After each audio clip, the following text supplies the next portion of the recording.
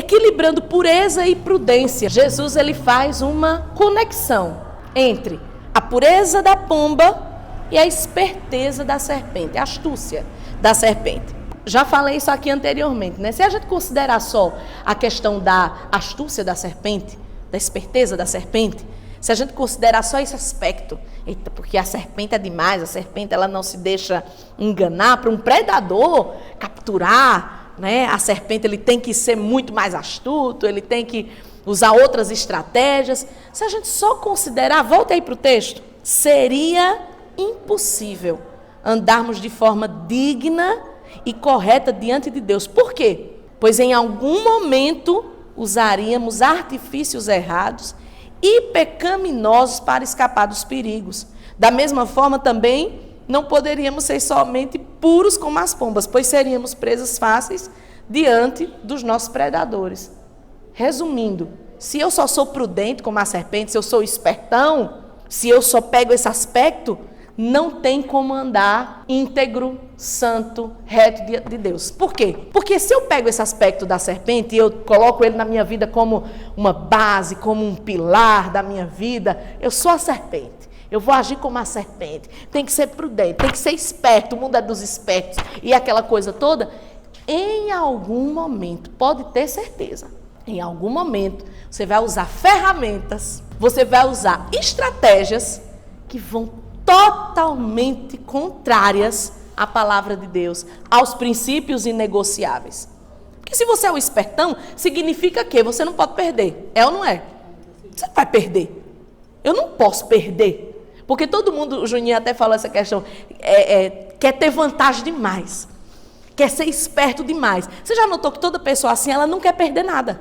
Então é tipo assim, não, se fulano está ganhando, eu tenho que ganhar mais ainda. Então, para ganhar mais ainda, eu vou usar as armas que estiverem à minha disposição, ainda que sejam armas pecaminosas, erradas, mas é o meio uma vírgula. Essa linha, né, essa linha fininha, essa linha tênue, essa linha que é tão difícil para algumas pessoas identificar. Entenda, em alguns momentos você vai ter que perder mesmo. Vai ter que perder. Perder em quê? Em nome da sua salvação, em nome do reino, em nome do nome que você leva, que é o nome de cristão. Em algum momento você vai ter que jogar mesmo a toalha. Por quê? Se você passar dali, você vai entrar no esquema. Se você passar dali, você já está fazendo parte dos lobos. Então essa galera que só pega esse aspecto, é uma turma que não tem jeito e a gente vai conversando com pessoas e a gente vai vendo situações e às vezes entristece a gente. Tem informações que a gente começa a saber e eu abro um parêntese para dizer, quando Salomão e Paulo, porque eles dizem uma frase muito parecida, né? Salomão lá em Eclesiastes, ele diz que de tudo que ele estudou, de tudo que ele viu, aquilo tudo ele disse, eu vi que tudo isso é muito enfado. Tudo isso é muita vaidade, é muita canseira, conhecer. Ele faz, é tipo assim, ele conheceu tanto, ele sabia de tanta coisa, que aquilo cansa. E o apóstolo Paulo diz que a letra mata.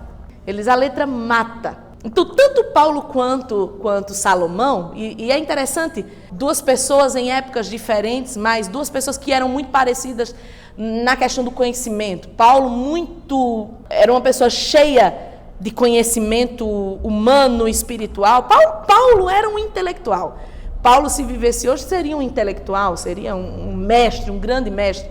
Salomão também na sua época. Então, duas pessoas que tinham conhecimento, e não é só conhecimento espiritual, um conhecimento da vida. Você vê que Salomão entendia de tudo quanto era assunto. A Bíblia diz que as pessoas ficavam maravilhadas com a sabedoria dele, porque ele entendia de tudo. Tudo, ele falava sobre tudo quanto era ciência, ele falava sobre tudo quanto era relacionado à administração, ele sabia resolver as coisas. Ou seja, são pessoas que têm realmente um intelecto acima da média, mas também tem um conhecimento, são pessoas que se encheram de conhecimento.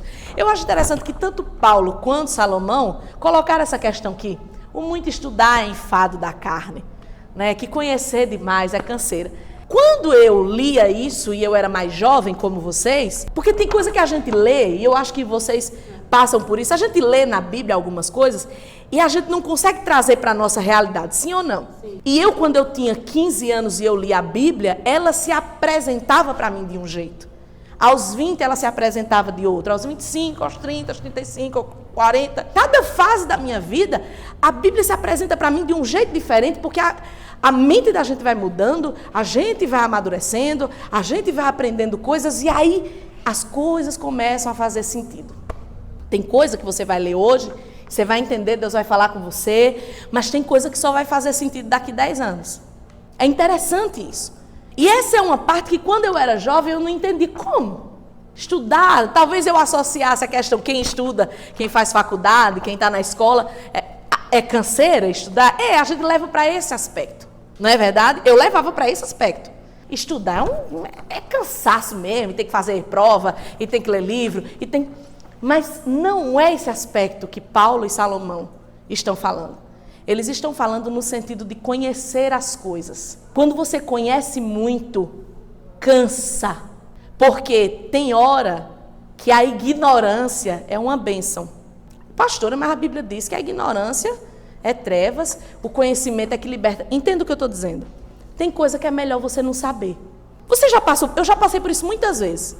Que quando eu descobri determinadas coisas, eu digo, meu Deus, era melhor eu não saber, porque eu fiquei tão triste depois que eu soube disso. Depois que eu soube que essa pessoa era assim.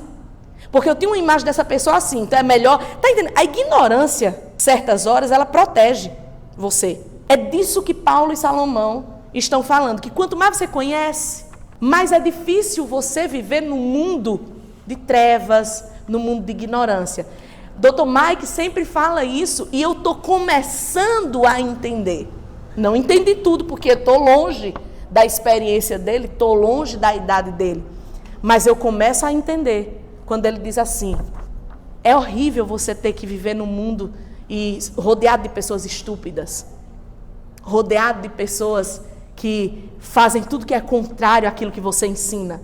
Porque é difícil mesmo, quanto mais você conhece, imagina uma pessoa que tem um conhecimento muito grande, ter que lidar com gente que não tem, porque ele enxerga o que outras pessoas não enxergam. Por isso que é enfado, cansa. Quanto mais você conhece, mais cansado você fica. Porque você começa a ver as coisas como elas são. Quem assistiu já o Matrix, não o novo, que eu não assisti, e quero assistir porque dizem que é uma porcaria, mas eu quero assistir. Assim mesmo, sendo porcaria, só para fechar o ciclo. Mas o Matrix, ele mostra isso desde o início. Está todo mundo vivendo uma vida normal. O primeiro filme mostra isso. De repente alguém vem e dá a opção da pessoa acordar daquilo ali, que é tudo uma fantasia. E a pessoa vai e toma aquela pílula. E aí a pessoa acorda e começa o quê? Sofrer.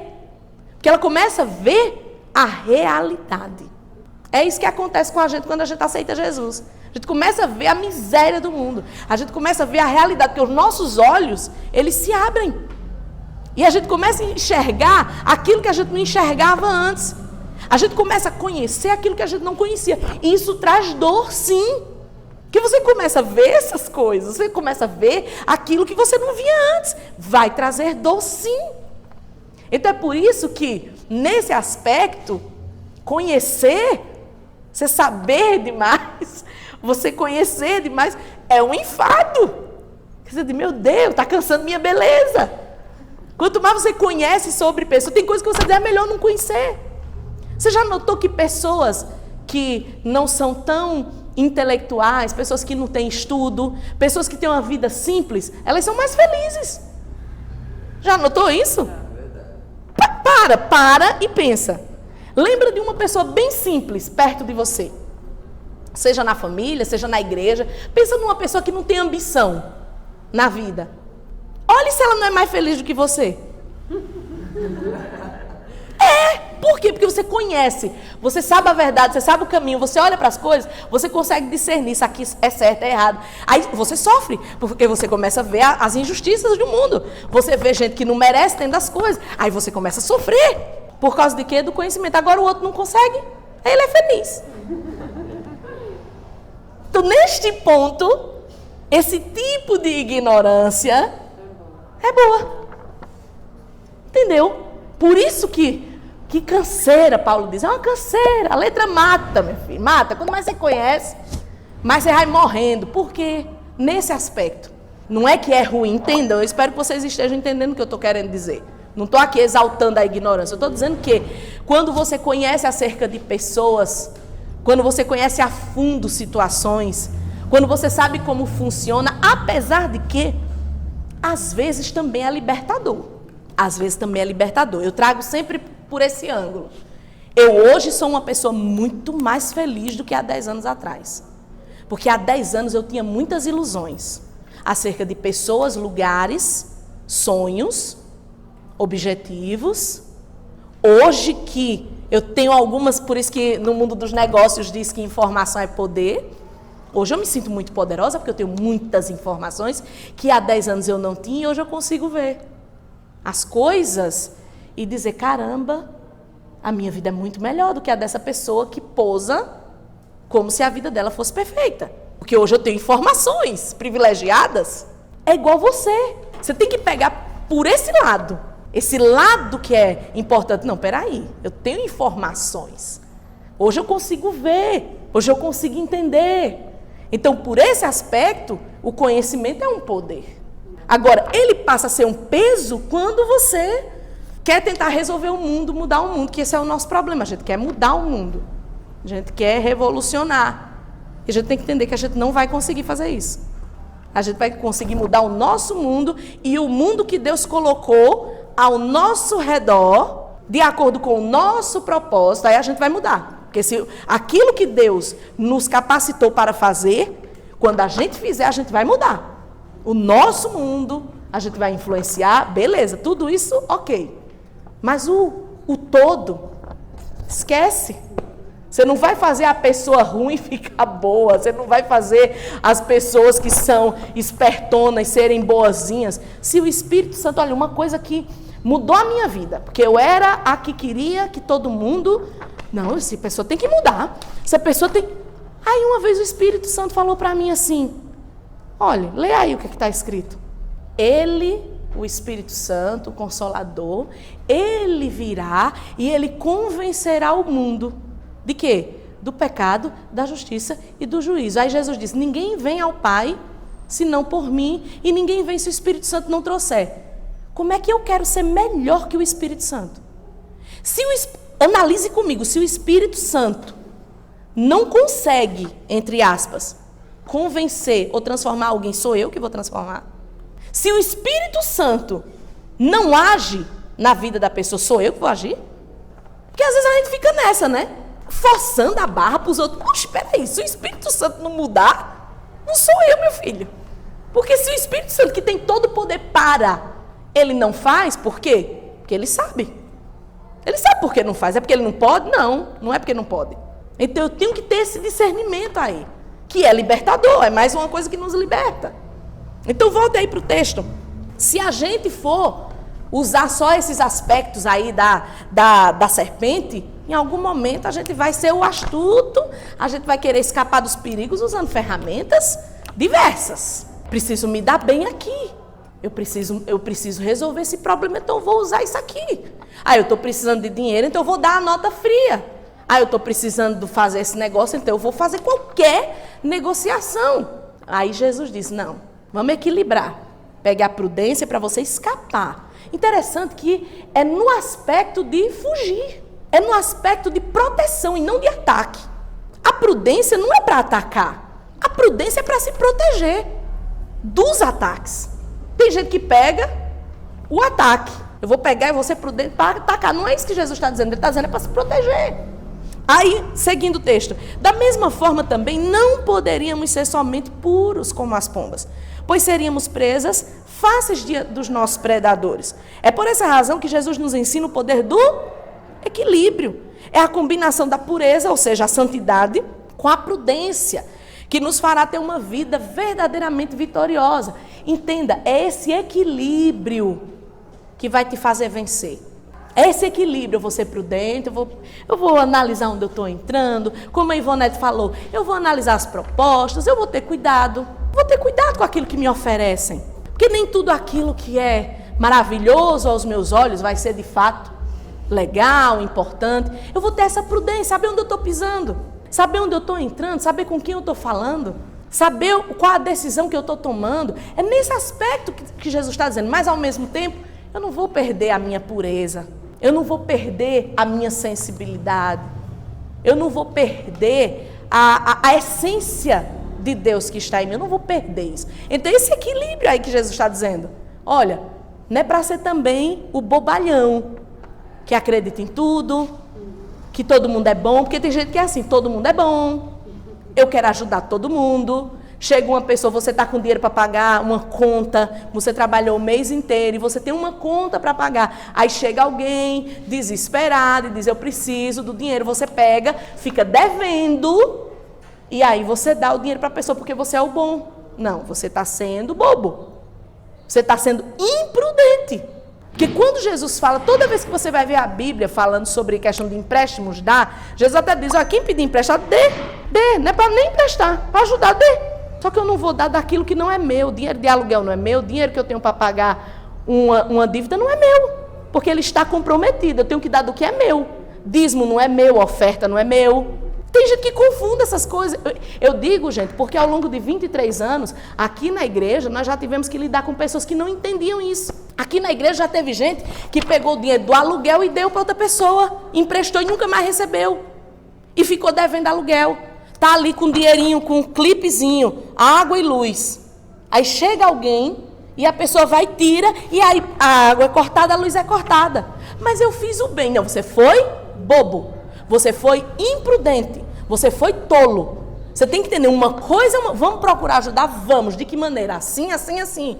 Eu sempre uso, para mim, um dos exemplos mais fantásticos sobre amor e prudência, simplicidade e astúcia. É o exemplo do bom samaritano. Para mim não existe.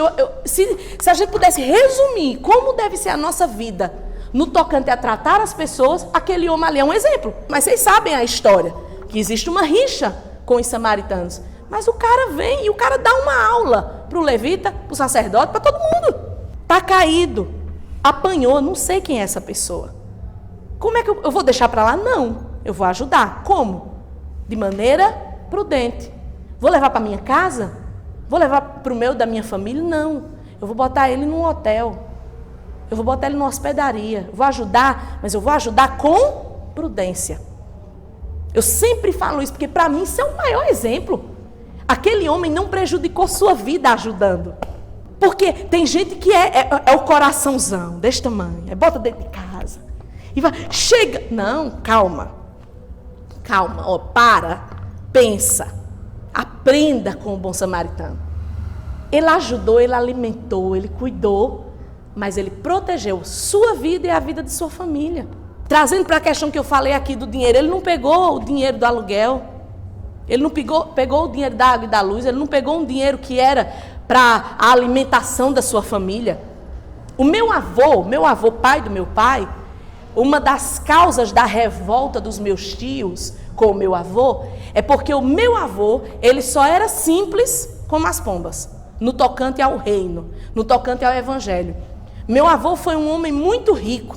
Ele era o tipo de pastor que ele não tinha salário da igreja, ele dava feira para se manter. E ele pegava daquilo que ele ganhava na feira e dava para as pessoas. Os filhos muitas vezes ficavam com fome, porque ele pegava o dinheiro que era para sustentar a família e ele dava para os outros. Porque fulano precisa, porque o irmão fulano está passando necessidade, porque isso é ser bondoso? Não, isso é ser imprudente, isso é ser bobo. A gente tem que ter uma vida equilibrada como cristão. A gente precisa entender essa diferença entre ter o coração bom e ser bobo e usado. Tem gente que só usa a gente, só quer a gente para tirar vantagem. E o meu avô passou por isso, e os filhos cresceram revoltados, porque lógico, você tem condições para ter uma vida boa e você não tem. Porque tudo que o teu pai pega, ele dá para os outros. E outra, deixa de cumprir um princípio da palavra, porque Paulo diz que aquele que não cuida dos seus, que não cuida da sua casa, é pior do que o infiel. Aí o meu avô passou, porque tem gente que quer ser melhor que Deus, como se isso fosse possível. A Bíblia está dizendo que você tem que cuidar da sua família, que você tem que cuidar da sua casa, que você tem que fazer o bem primeiro para os da família da fé. Aí você faz tudo o contrário, porque o teu coração é desse tamanho. Está errado, porque não é isso que a Bíblia diz. Então eu não posso deixar o meu filho com fome e dar comida para o filho do vizinho. Porque eu vou criar uma revolta nesse meu filho. Eu vou querer resolver o problema do mundo e eu perco a minha casa. E eu perco, que foi o que aconteceu com meu avô. Então esse equilíbrio de prudência e simplicidade é fundamental para você ter uma vida vitoriosa, abençoada. Você não vai deixar de amar as pessoas, você não vai deixar de ajudar as pessoas. Mas, gente, quando você... Quem já assistiu aqui o desenho das meninas superpoderosas? Quem aqui já assistiu? Como é que é a abertura do desenho das superpoderosas? Aparece a mão. É um pouquinho de açúcar, um pouquinho de não sei o quê. Aí não vai aparecendo? Como é que elas foram feitas? Elas foram fabricadas, açúcar, não sei o quê. Olhe, pegando as meninas superpoderosas, quando você pega a simplicidade e acrescenta um pouquinho de prudência, menina, é uma delícia. Você sai uma pessoa que você tem amor, que você tem compaixão, mas você não cai em certas armadilhas. Você tem que ter cuidado. Por quê? Porque entenda, o tempo todo Satanás vai querer te entristecer, te tirar do caminho. Então ele vai usar todas as ferramentas que ele tiver ao seu alcance. Agora, cabe a você entender essas duas ferramentas que Jesus está dando aqui. Não, eu vou ser, meu coração é puro, eu vou continuar amando, eu vou continuar tendo compaixão, mas eu vou pegar aquele temperinho lá da prudência e eu vou colocar na minha vida. Você vai ver que isso vai mudar tudo. Porque você começa a ver as coisas de uma outra forma. Você ajuda, mas você ajuda sem se prejudicar. Você ajuda, mas você ajuda de verdade, porque tem ajuda que mais atrapalha do que ajuda. Você sabia disso? Às vezes você acha que está ajudando alguém, você está mais atrapalhando do que ajudando. Às vezes a pessoa precisa sofrer aquela situação. E aí você vai lá e resolve, e você deixa de permitir a colheita na vida da pessoa. Às vezes Deus está tratando com alguém, Deus está trabalhando na pessoa, mas aí você não pode sofrer, eu vou ajeitar. Não ajeite. Não bota a mão naquilo que Deus não mandou. Ajude, mas ajuda 5 pezinhos atrás. Aí vem o discernimento espiritual. Tenho que entender, peraí, o que é isso aqui? Esse meu irmão está passando por uma provação e eu tenho que estar aqui para ajudar? Ou aqui é a mão de Deus que está pesando por causa de algo que essa pessoa plantou e eu estou querendo resolver um problema que não é para ser resolvido? Discernimento espiritual. Isso a gente vai adquirindo com o tempo e com a busca.